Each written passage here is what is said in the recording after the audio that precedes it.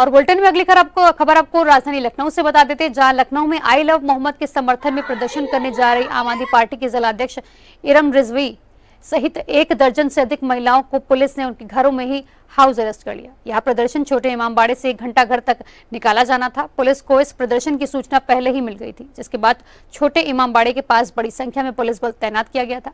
वहीं प्रदर्शन की अनुमति नहीं मिलने के कारण पुलिस ने यह कार्रवाई की है। पुलिस की कार्रवाई के बावजूद इरम रिजवी और उनके साथ की महिलाओं ने अपनी ही घर की छत पर इकट्ठा होकर प्रदर्शन किया और जमकर नारेबाजी की। इस घटना ने शहर में चर्चा का विषय छेड़ दिया है।